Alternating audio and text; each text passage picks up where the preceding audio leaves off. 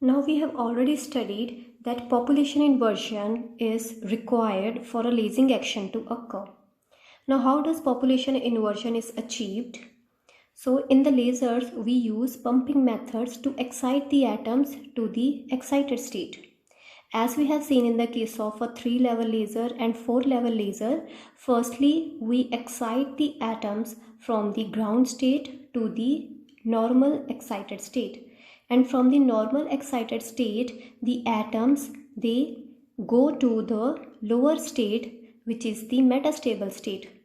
So they go to the metastable state by radiative or non-radiative transitions. And in the case of a 3-level laser, population inversion is achieved between the metastable state and the ground state. Whereas in the case of a 4-level laser, population inversion is achieved between the metastable state and the intermediate state, which is just above the ground state. So there we have seen that firstly the first step is to pump the atoms to the excited state. So in this lecture we are going to discuss about the various pumping methods. So the first pumping method is the optical pumping. So in the case of optical pumping, as its name suggests, that we use photons. We use light to excite the atoms of the laser medium. So we use the photons to excite the atoms in the medium of the laser. Most commonly, helical xenon flash lamp is used. So most commonly, this by helical we mean that its structure is in the form of a helix. So a helical xenon flash lamp. So the gas which is present in this lamp is xenon.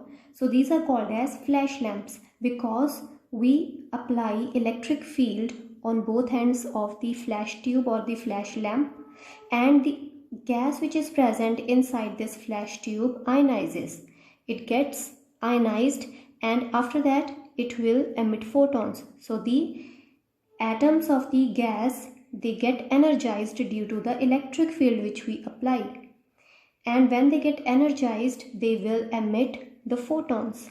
So these photons will be used to excite the atoms of the laser medium. So in this diagram, this yellow portion which I have shown, so this is the helix xenon flash lamp, and this red material which I have drawn, this is the laser medium or the active medium in which the photons will be emitted of high monochromaticity, high directionality and highly coherent.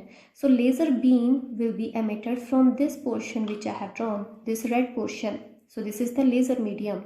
Now the laser medium is kept in this manner inside the flash tube.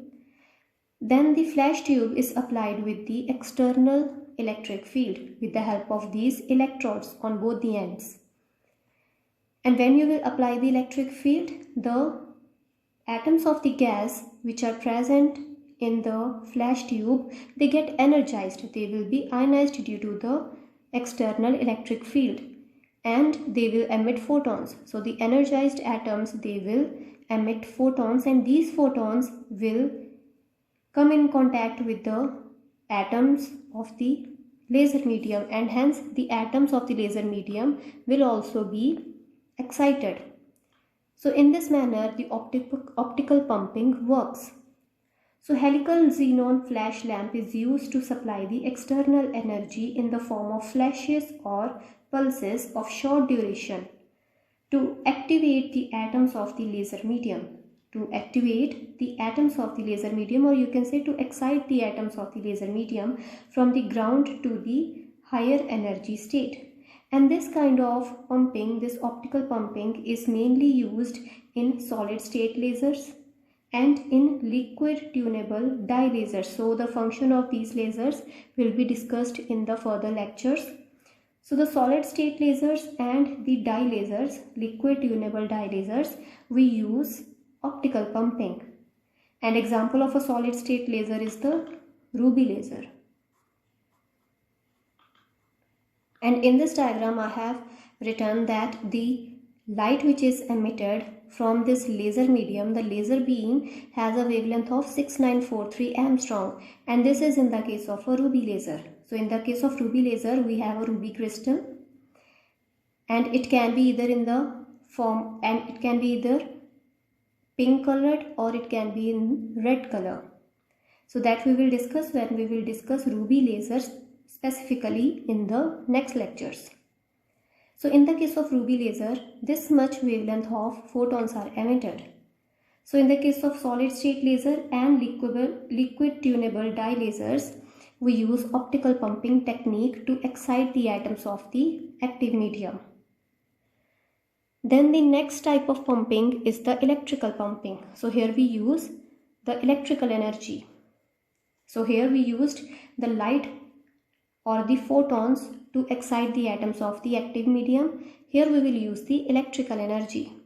So here I have shown that we have a tube, electric discharge tube. So this is called as electric discharge tube, and in this tube we have a gas medium, and this will be the laser medium. So this electrical pumping is used in the case of gas lasers, and it is also used in the case of a semiconductor laser. So firstly we are going to discuss about the gas lasers. So in the case of gas lasers, we have a gaseous medium as the laser medium. So this gas or the gaseous laser medium is kept in the electric discharge tube, and on the two sides you can see that on both the ends we have mirrors. So the function of these mirrors will also be discussed when we will be discussing about the components of the lasers. So they are a part of the resonator. So there we will discuss about the optical resonators, and mirrors, they come under the resonators. So there are two mirrors which we have inserted on both ends of the electric discharge tube, and over here you can see that we have the electrodes. So here are the discharge electrodes, and we apply external field, we apply the electrical energy, we supply electrical energy to this gaseous medium by applying the external electric field to these electrodes. And when we will apply the electric field, that is, one electrode will become positive and another will become negative, means one will become anode and another will become cathode. So this gaseous medium will get ionized. Due to the potential difference, the gaseous medium, the atoms, they will start getting ionized, and when they will get ionized, the electrons, they will start moving in the presence of the electric field. So electrons will start moving. So let's say if you apply positive over here and negative over here, so the atoms of the gas, they will be ionized, that is, they will ionize into a positive ion and an electron. So the electron will start moving towards the positive terminal, towards the positive electrode or the anode. And during its path, the electrode will hit another gas atom. So during its path, it will be hitting the other gas atoms which are present, and hence those gas atoms will be excited due to its collision with the electron. So in this manner, the active medium is excited by supplying the external electrical energy. So this is the case of gas lasers. Electrical pumping is also used in the case of semiconductor laser, and that we will discuss when we will discuss in detail about the semiconductor lasers. So when we will be discussing about types of lasers, there we will discuss about semiconductor lasers and how pumping is used in that case to excite the atoms. So in this case, electric discharge tube is used to supply the necessary energy to the active medium, which is the gaseous medium. Now in the electric discharge tube, active medium is placed between anode and cathode. As we have said, that gaseous medium is placed in this discharge tube, and we apply external energy to these electrodes. A high voltage is applied to the electrodes. We will apply high voltage, and hence the gas medium, the atoms, they will get ionized. A high voltage applied to the electrodes ionizes the gas, and hence current is produced, means electrons will start moving. Electrons will start moving towards the positive electrode. So electron flow from cathode to anode. So they will flow in this direction. So if it is negative and this is positive, so electron will be flowing in this direction. Now these electrons, they will collide with the atoms of the gas, and hence they are raised to the higher energy state. So when these electrons hit the atoms of the gas, the gaseous atoms, they will be excited. So there will be a transfer of energy from the electron to the atom. So the atoms will be raised to the higher energy state. So this is how electrical pumping works. The electrical pumping is also used in semiconductor lasers. Now electrical pumping occurs in two ways. First is collision of the first kind and another is collision of second kind. Now in the case of collision of first kind, we have a single species present in the active medium. Whereas in the case of collision of second kind, we have a mixture of gases. So there are more than one species present in the active medium. So for example, in the case of collision of second kind, we have helium-neon laser. So what do we mean by collision of second kind and collision of first kind? As we have said that the gas gets ionized when we apply the high voltage on the electrodes of the discharge tube. So when the electrons move from the cathode to anode, they will excite the atoms of the gas. So population inversion is achieved in this manner. The atoms, they get excited to the higher level and population inversion is achieved, and hence lasing action can occur. Now in the case of collision of first kind, so the thing that I just told occurs in the case of collision of first kind. That is, the atoms, they go to excited state and then they decay to the metastable state, and hence population inversion is achieved and laser action can be possible. Now what happens in collision of second kind? So in this case, first let's take the example of helium-neon laser.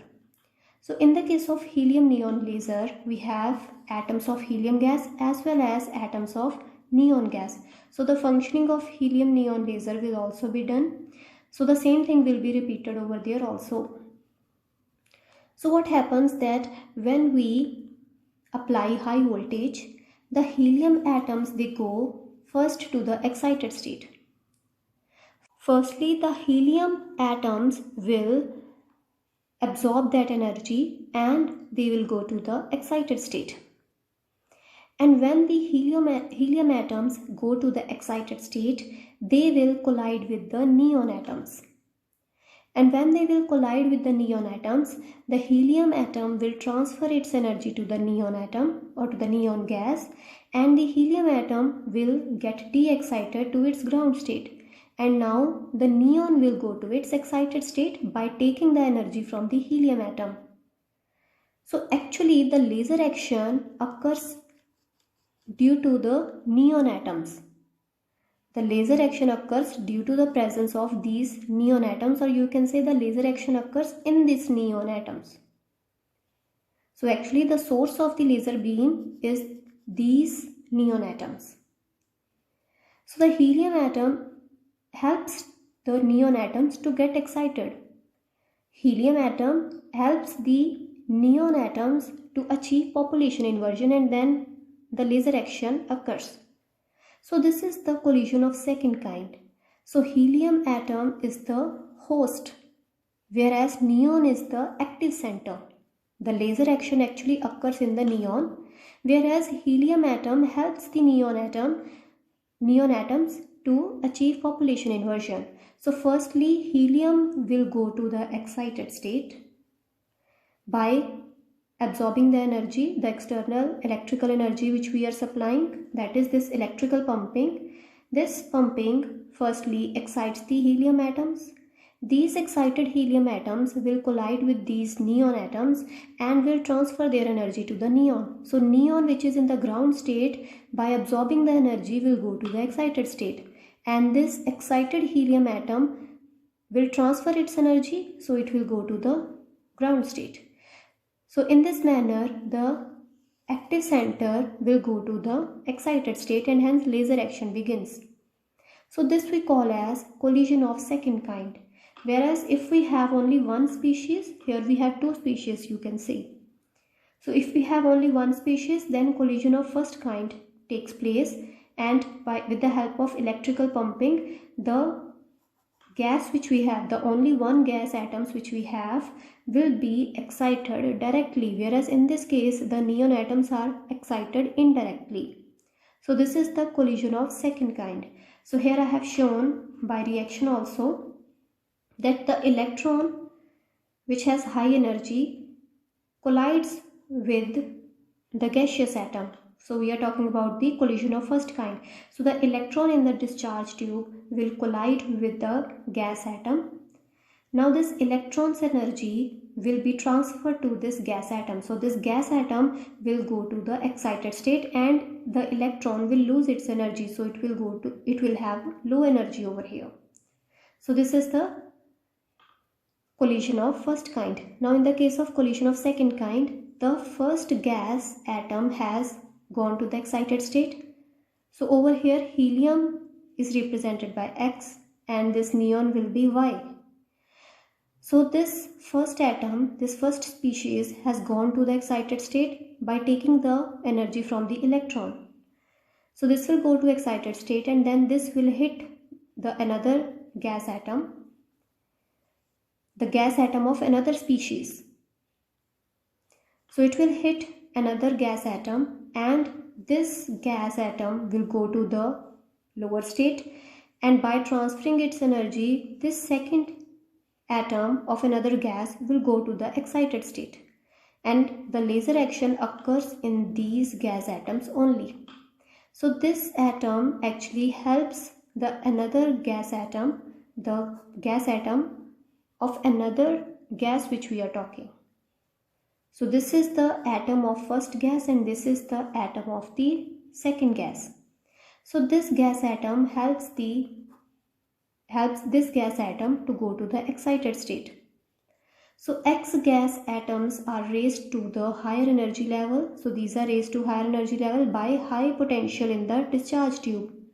These atoms excite the atoms of another gas by means of inelastic collision. So there occurs inelastic collision and the Y atom of another gas will go to the excited state. And the example of this one is helium neon laser. And we also have another example which we will do is the carbon dioxide laser. Another type of pumping is chemical pumping. So in this case we use a chemical reaction. The energy which is released in a chemical reaction, that energy is used to activate the atoms, that is to excite the atoms to the higher state. So here exothermic chemical reaction is used to activate the laser medium.